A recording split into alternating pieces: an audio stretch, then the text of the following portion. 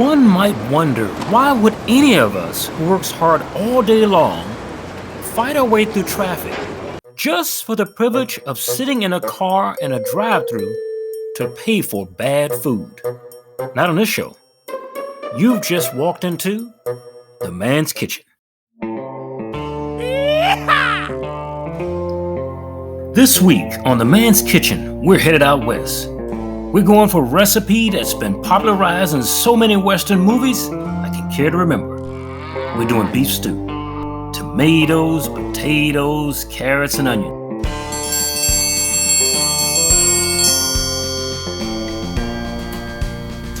Hello guys, and welcome to the man's kitchen. Today we're gonna do some hearty beef stew. We're headed out west, southwest to be exact. When there's those cold days like we're going through now, some areas going through snow, some areas going through ice, power outages, you need beef stew. So that's what we're gonna do today, hearty beef stew. Here's some of the ingredients you're gonna need to have up front. You're gonna need to have 2 pounds of stew beef. You're gonna need 3 tablespoons of flour, 1/2 teaspoon of garlic, 1/2 teaspoon of salt, 1/2 teaspoon of pepper, 4 tablespoons of olive oil, 1 onion chopped, a medium onion is best, about 6 cups of broth. You need 1/2 a cup of red wine. Doesn't have to be good red wine, just red wine. 1 pound of cubed potatoes. Use about 2 medium-sized potatoes. Russets are good. 4 carrots chopped. An equal amount of celery, so 4 celery sticks chopped. Okay. 1 cup of peas, but they're added towards the end. And about 1/2 cup of water. And we're going to add that with cornstarch as a thickener. Okay, so let's get busy. Okay, the first thing we want to do is we want to go ahead and brown that beef. So I've got the olive oil going. And to that, we're going to go ahead, and the sizzle's about to start here.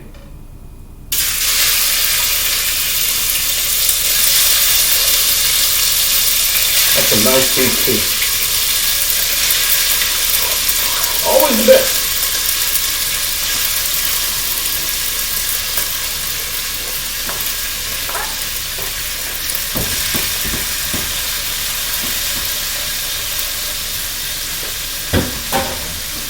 Okay, a lot of people like to do this a certain way, but to that flour I've added the salt, the pepper, and the garlic seasoning. But I like to add it after. You just need that to adhere to that. You won't need all the ingredients, just enough.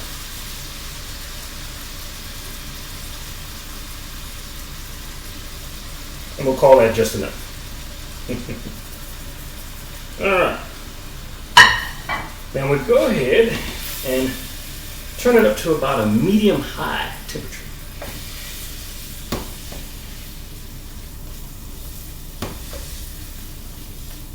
And what we want to do also, we've added the beef. To that, we want to add the onions. So that's about a large onion. I need about a medium onion, so that's about 1/2 of that. Okay, there we go. So now we got it where we want it.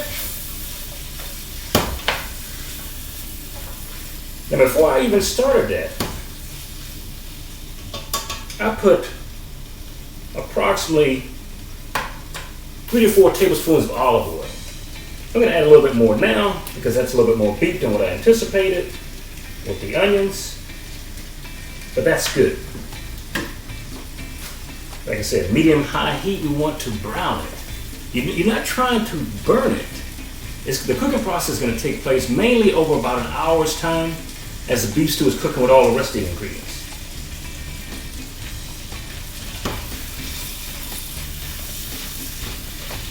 So don't be afraid of a little bit of heat, but you're not trying to burn it. It's not a cooking. Those onions and that beef look really good. Okay, So while that's there, let's go over it again.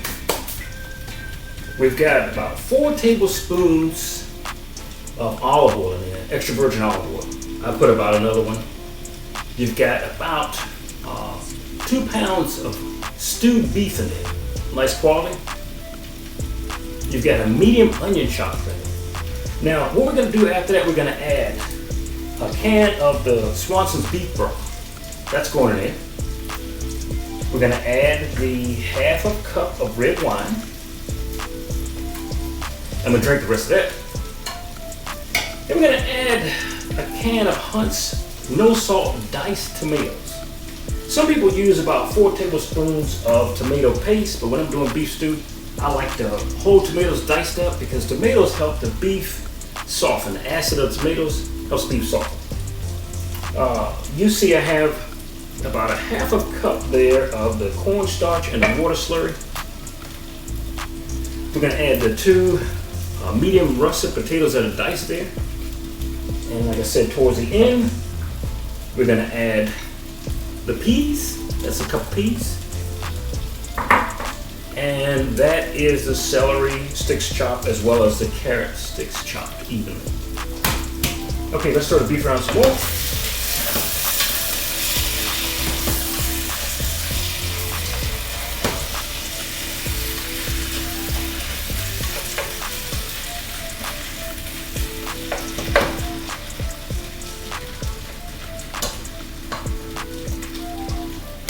Now, the one thing that's good about beef stew is that you can also, once it's cooled down, you can freeze it, or you can separate it into different containers, like plastic containers like this one, and you can have it all week long. So when you make stuff like this, if you're a single person, that's enough for one person for 4 days. So you don't have to have it all in 4 days. You can put it in a freezer bag, and you can freeze it, and you can do it 4 different weeks. Because some food lasts for 30 days in the refrigerator, some lasts for 6 months, some for 1 year in the freezer. If you have 2 people eating, that's enough to last at least 2 days, even if you have a child.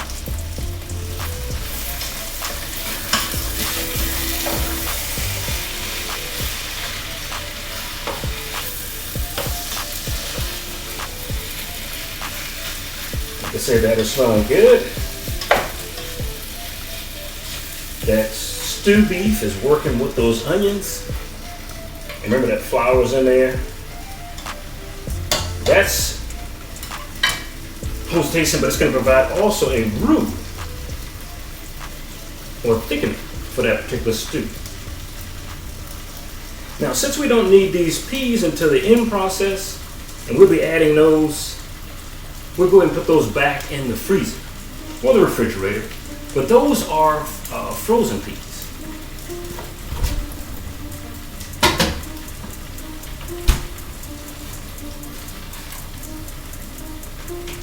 So once you have your ingredients all ready, this stuff goes pretty quick. So right now, all we're really doing is browning the beef. Just browning it. Take it from the raw stage to the browning stage. At the same time, I'm scraping the bottom because you're going to have some of that beef and flour mixture is going to stick. That's what the olive oil is for. But you need that. That's going to provide flavor when you deglaze it with that wine.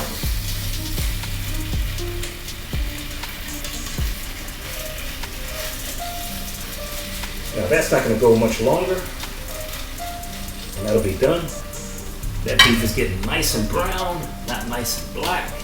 Like I said, it's not a cookout. We're not frying a steak.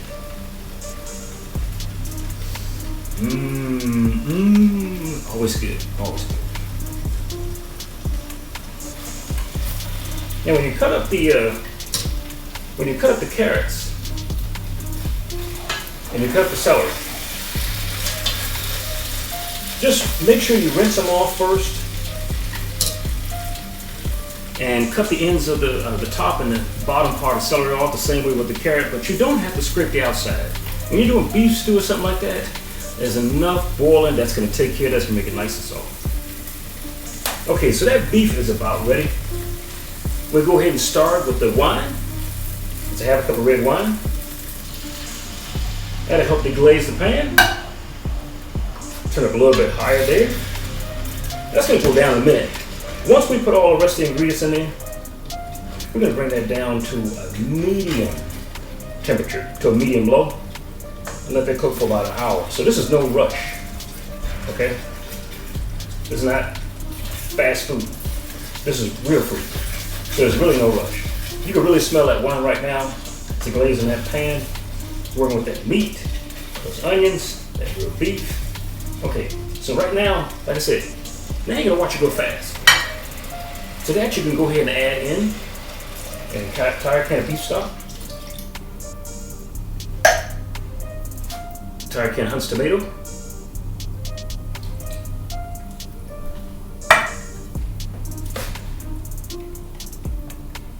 and that calm that down a little bit. So make sure I put it on high. Now, as soon as I added that wine to that mixture, that beef and that flour form the roux. That's where you have a thicker beef stew. So when you see beef stew, you actually see a thickness to it that is different than a soup. If you didn't add flour or cornstarch into something like that, you're gonna have just a soup. So that was for. So at this point, we can go ahead and add the potatoes.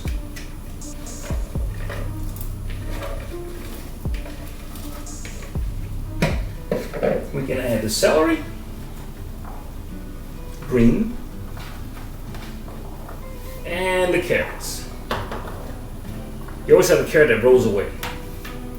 Okay, so at this point we go ahead and stir that around. That's gonna be some kind of good. Now remember, that's gonna take an hour.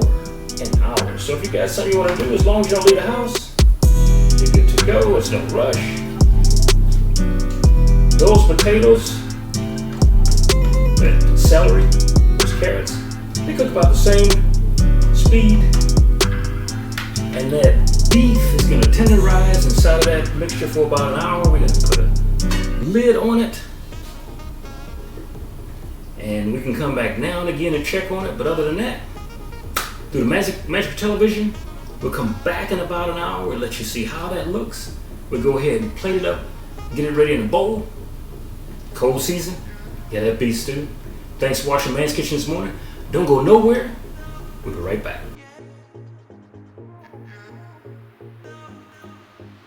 The key to making this comfort food better for you is using more vegetables and less meat. It's still hearty and rich, but also packed with fiber, vitamin A, and beta carotene. This from dispatch.com.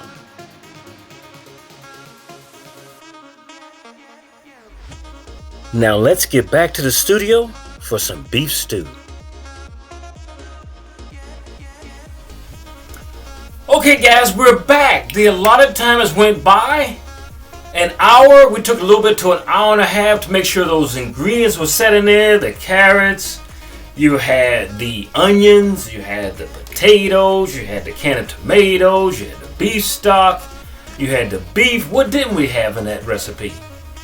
And then when it came to the end, we added the slurry with the cornstarch along with the peas, and we let that marinate a little bit.